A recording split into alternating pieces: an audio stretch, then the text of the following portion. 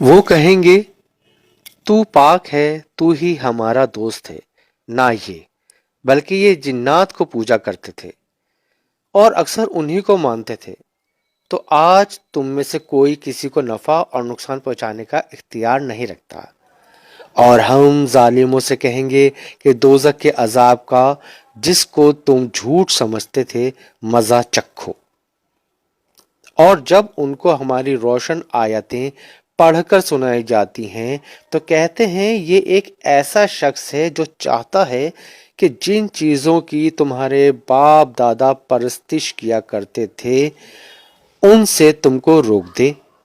اور یہ بھی کہتے ہیں کہ یہ قرآن محض جھوٹ ہے جو اپنی طرف سے بنا لیا گیا ہے۔ اور کافروں کے پاس جب حق آیا تو اس کے بارے میں کہنے لگے یہ تو صریحی جادو ہے،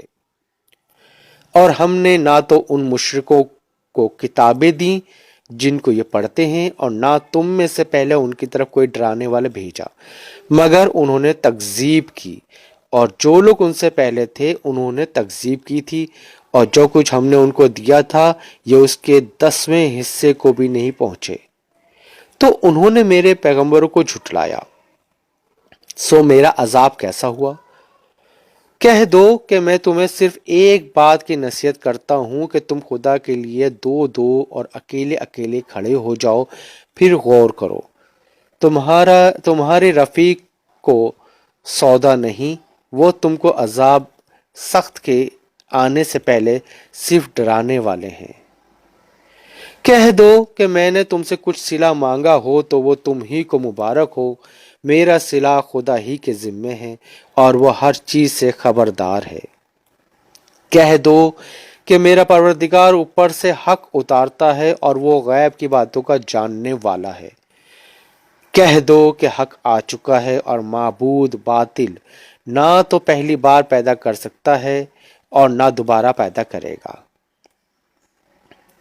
کہہ دو کہ اگر میں گمراہ ہوں تو میری گمراہی کا ضرر مجھی کو ہے، اور اگر ہدایت پر ہوں تو یہ اس کا طفیل ہے جو میرا پروردگار میری طرف وحی بھیجتا ہے،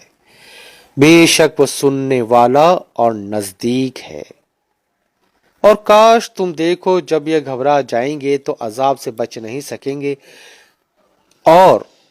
نزدیک ہی سے پکڑ لیے جائیں گے،